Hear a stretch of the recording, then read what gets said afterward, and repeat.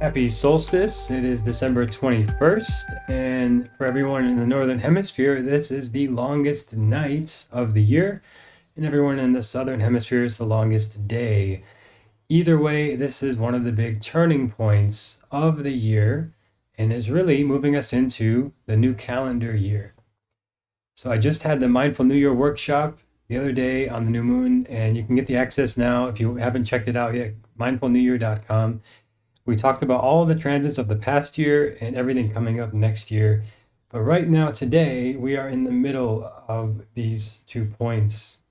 So actually, it's like the longest night for everyone in the Northern Hemisphere, the most yin energy, the most internal energy. There's still going to be cold weather, of course, ahead for some of you in the colder climates. But this is a great time for everybody to go more internal and pause.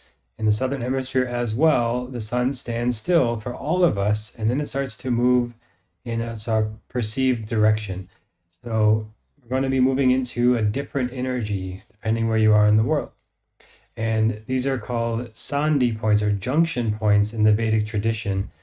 And we go through these when we're crossing over like from one sign to another. This is what I talk about on the podcast all the time, like the planets moving through the signs.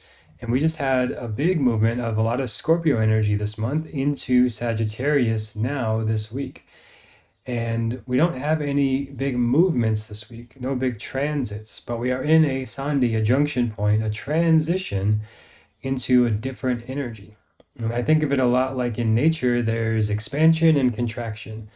And there are times in life when we are expanding and growing, and there's times in life when we are contracting and going more inward.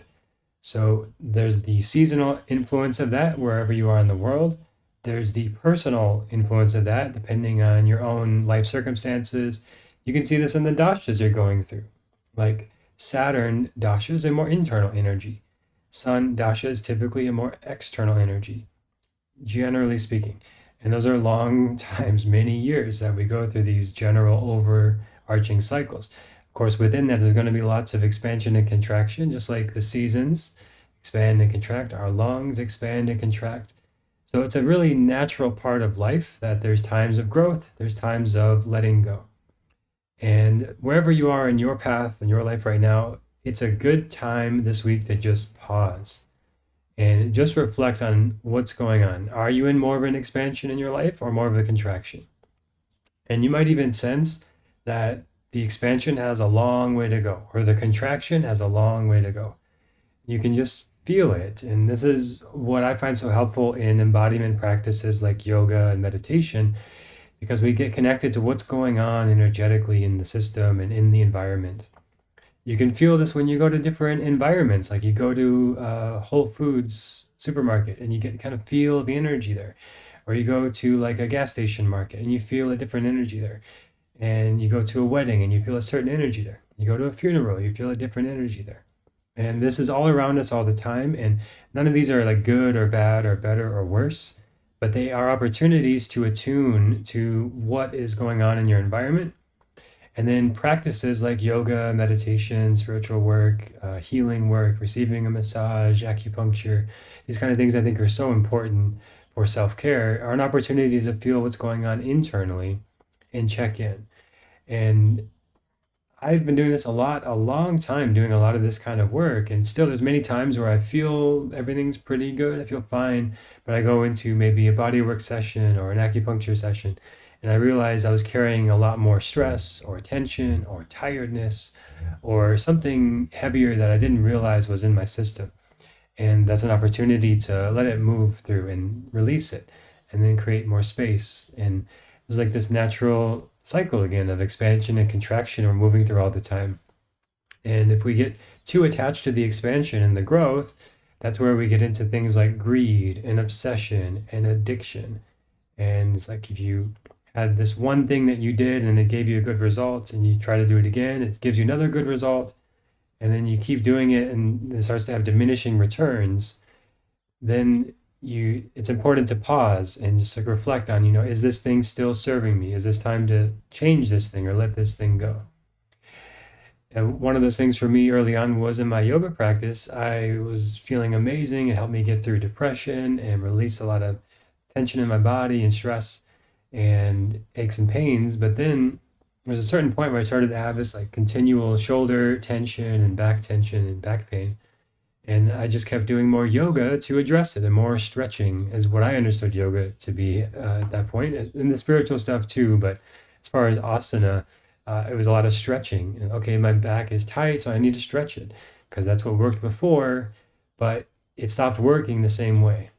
And when we have these solstices twice a year in the summer, or around June 21st and then December 21st, so summer and winter, wherever you are in the world, these are a moment to pause and reflect on what's been moving for you, what's working for you, what's not working for you anymore. And as this example, I realized I needed more strengthening again in my life. I'd actually been doing strength training before, but I stopped because I thought yoga could do everything and asana could be all I needed for my body. And it stopped working the same way. And I realized I needed something different, but only because I paused and reflected on it and assessed what was going on, and is there something more to this. Also, the energetic emotional part of this as well is there. And I did a lot of work around other things besides just the physical muscles and the body. So these moments to pause can help us see things a little more clearly and reflect on them. Just another quick example: when I was a kid, I liked scary video games like Resident Evil. Very scary game. But I realized later on in life, like, why did I like that game? Why did I want to feel scared all the time? Part of it was like it was familiar in my childhood, but part of it was also it taught me to not be scared anymore, because I would play the game and like something scary would happen and I'd pause it. And that's how that game was back then. Is like you pause it and everything stops. And you can take a moment, you can regulate. I didn't know these terms, but I was regulating my nervous system, like getting less scared and kind of gathering my thoughts. And then I unpause the game and then keep playing. And then I, could handle it more smoothly, to the point that I did this for a while. I really liked those games, Resident Evil games. And I could actually go from taking like weeks to beat the game to actually like speed run through it and beat it in a couple hours, which seems crazy from when I started. And like it's a very scary game. And it was like now I was no longer had any fear. I was like rushing through the game and like just, oh yeah, there's this scary thing here, a scary thing there. So I'm sharing all this because it's something thinking about today on the solstice, as a day to pause and look at where I might have some fear or uncertainty or anxiety in my life, and take the time to pause the game and pause life, which we can't actually do, but we can take a moment to like not keep doing what we've been doing and not keep perpetuating whatever is perpetuating the anxiety or fear or uncertainty, and just pause all that and just kind of look at what's going on. And I like to do that by like looking back over what's happened recently, where I'm at currently, and where I'd like to be. And just like in the video game, it's like pausing. It's like, okay, if I just use this method to approach this challenge in the game, I'm going to die. And if I take a moment and rethink about this, and maybe I can think of a different method and not die in the game. So it's a little bit higher stakes in that example, but I think we have this opportunity on the solstices in nature, and this is kind of what nature is doing. It's like, all right, pause, and then we're going to move into a different energy now. And the sun actually appears to stand still for a little bit during these solstices. So hopefully that's helpful. It's just a metaphor that you can pause, kind of gather yourself, think about it, and then think about what you want to move towards next. And we did this in the Mindful New Year workshop as like a GPS kind of exercise. So if you want more, check out mindfulnewyear.com. But it's basically like with a GPS, you have your current location and your destination. If you don't have those 2 points, you can't use a GPS. Current location and destination. And some people, and especially in the spiritual world, don't want to have any goals and don't want to like, make things hard, or think you have to struggle, or think you have to achieve something, or become greedy or something like that. And I think that's totally fine. And if that works for you, then totally fine. The GPS in your example might just be more like you want to go for a drive and just kind of see what's out there and enjoy the scenery. But there are times when you need to go to the grocery store, you need to go to the hospital, you need to see somebody. So there is a destination that you do have, and you want to get there as efficiently as possible. And what is the fastest way from between 2 points? You may know is a straight line, right? So the more direct path, the straighter the line between the 2 points, that's the route the GPS is going to typically steer you towards, the straightest line to that path. But I think from a spiritual perspective, the shortest distance between 2 points is not a line, but it's a point.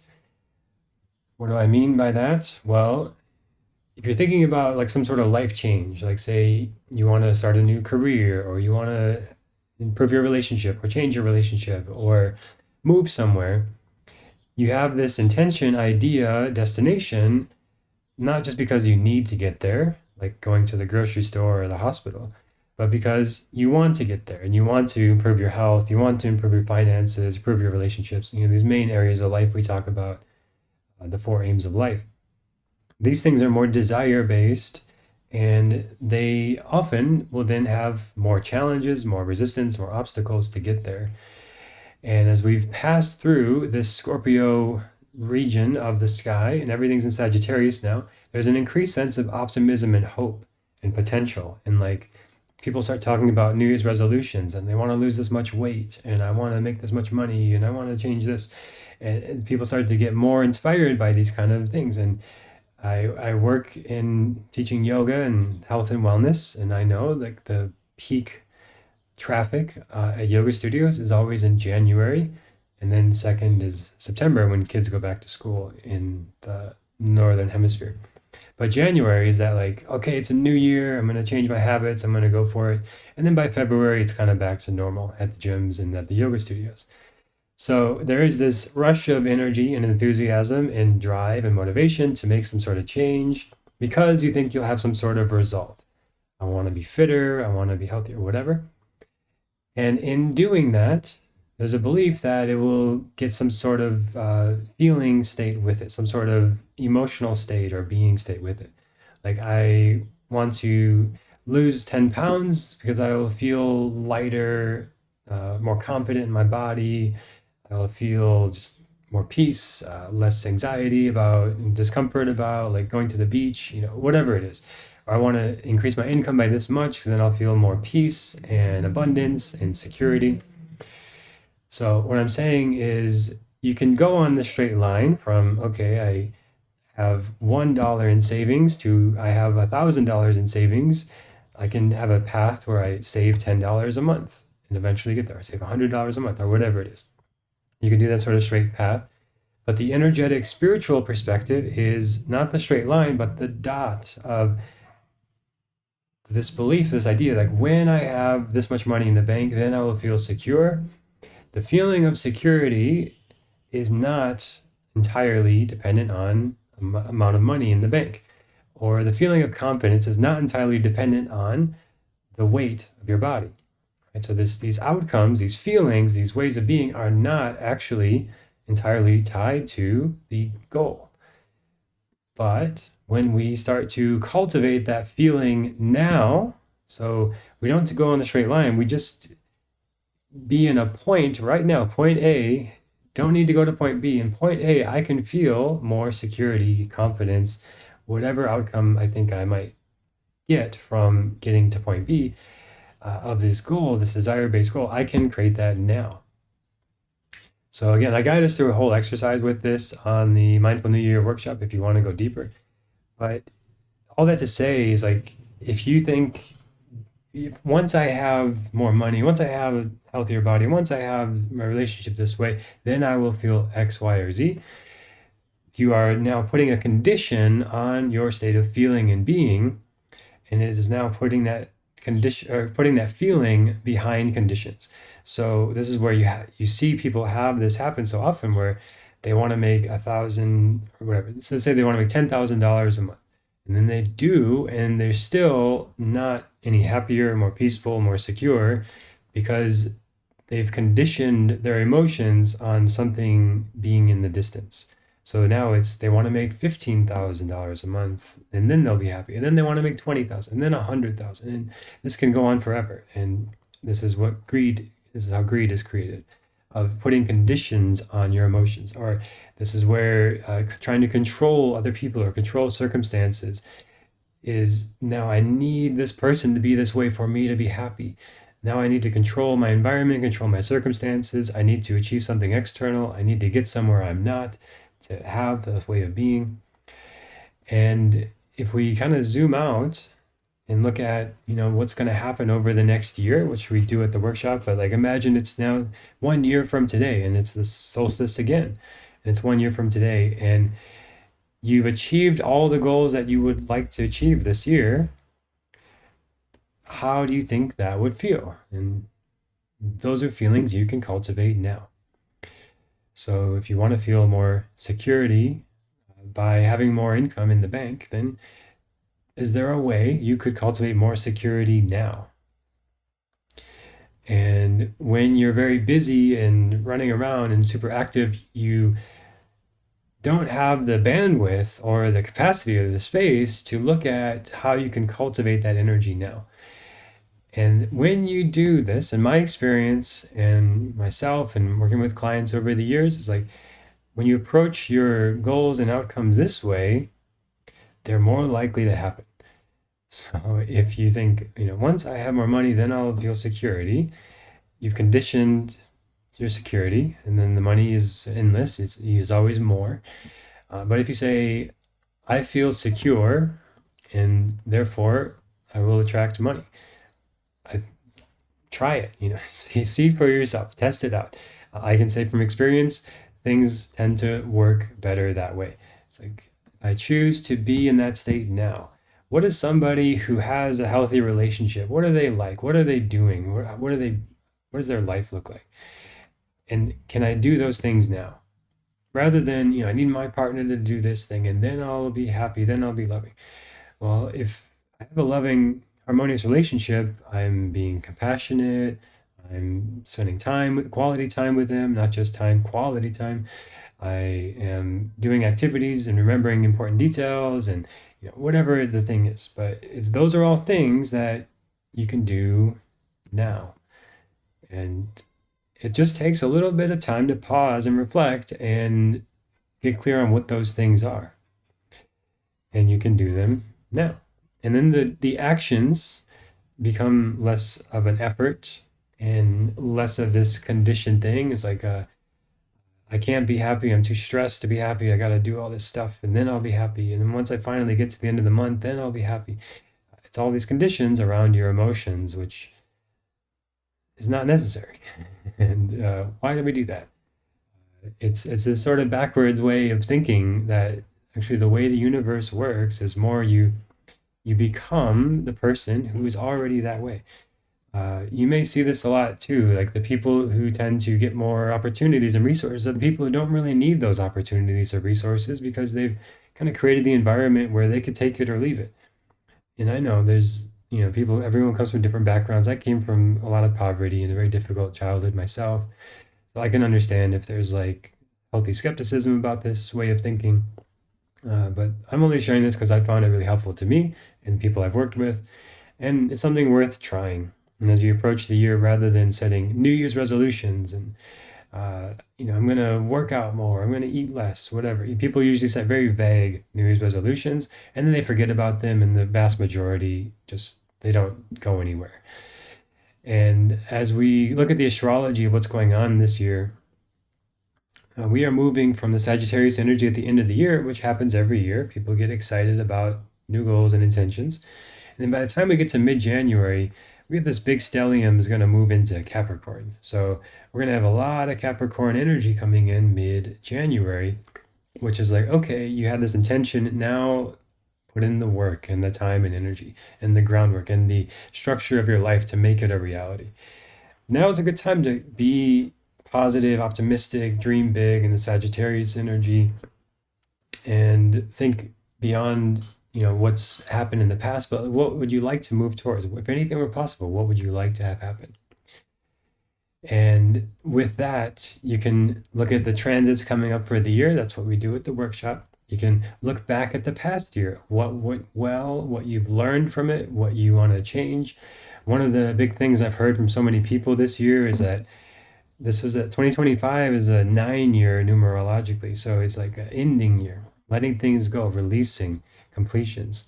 And a lot of people are saying things to me in my readings and working with clients that they're not going to repeat this pattern, like ending jobs they've had for decades, ending relationships they've had for decades, moving from places they've lived for decades. It's just like creating the space for the 1 year coming up in 2026 of new beginnings and new potential.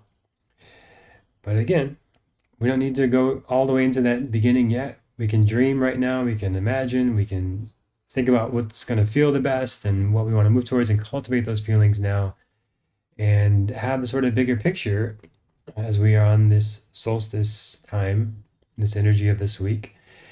And we don't have any other big movements happening this week. So this is the thing to like pause, look back at the past year, look forward at the next year, and kind of like a GPS, thinking about where you would like to see yourself at the end of 2026 and how you can cultivate those feelings, those states, those ways of being now, and let your actions be a sort of byproduct of that way of being.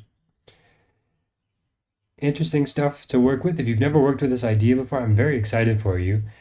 I know it might seem counterintuitive and like maybe, skeptical is okay. Test it out yourself.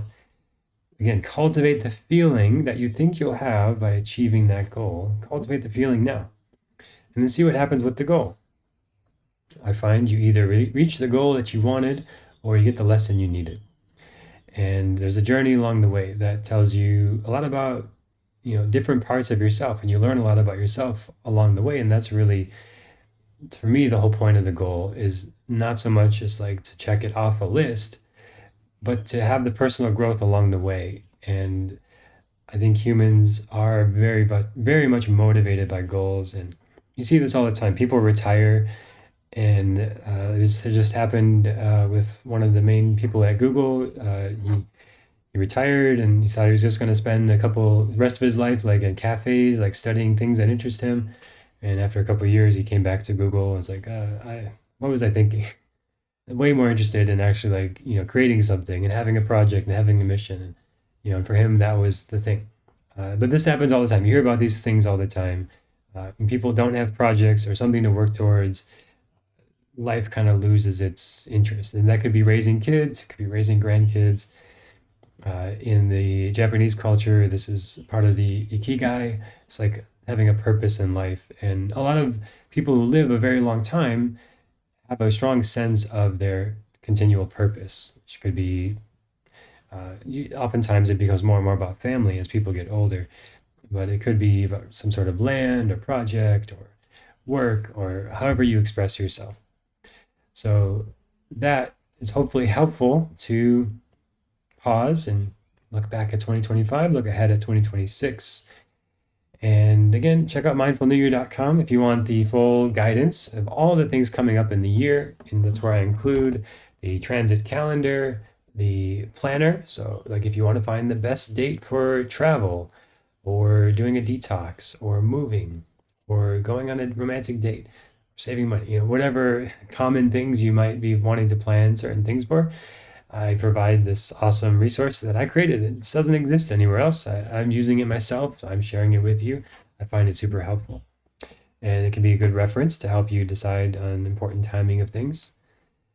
And then you also, in Mindful New Year, there's a calendar showing you all the transits of the year so you can see what's coming up in the month and plan for it on your calendar.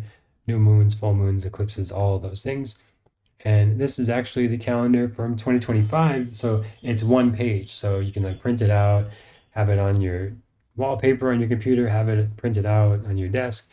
It's a nice reference to kind of see the timeline of the year, when the big turning points are, what the big shifts are going on, and kind of work with these energies rather than against them. And this is from 2025. But the one for 2026 is inside of Mindful New Year, and you can check it out now at mindfulnewyear.com. Thanks for checking out the podcast, and hope you found it helpful, and happy solstice.